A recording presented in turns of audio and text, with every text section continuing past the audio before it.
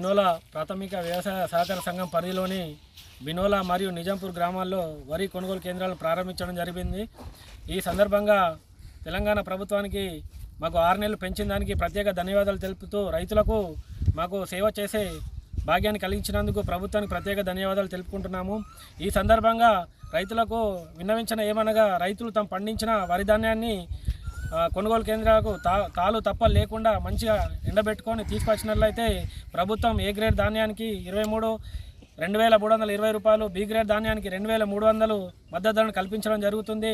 ఈ సందర్భంగా రైతులు దళారులను నమ్మి మోసపోకుండా కొనుగోలు సెంటర్ల ద్వారానే వరి కొనుగోలు చేయాలని చెప్పేసి ఈ సందర్భంగా రైతులకు విన్నవిస్తున్నాను.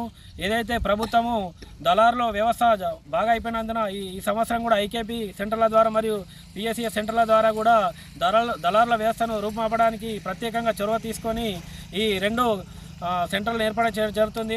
అలాగే మా బోధన్ ఎమ్మెల్యే సుదర్శన్ రెడ్డి గారైన మంత్రి గారికి ఎమ్మెల్యే గారికి త్వరలో మినిస్టర్ పదవి రాబోతుందని తెలవడం జరుగుతుంది. అలాగే వారికి మా మండలి తరఫున ప్రత్యేక కృతజ్ఞతలు తెలియజేస్తున్నాము.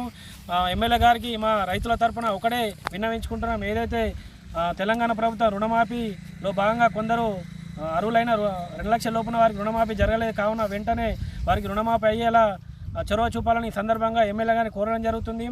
అలాగే వరి కొనుగోలు కేంద్రాల ద్వారానే పిఎస్సి ద్వారానే రైతులు తమ ధాన్యాన్ని కేంద్రానికి తీసుకొచ్చి మద్దతు ధర పొందగలరని ఈ సందర్భంగా తెలియజేస్తున్నాను.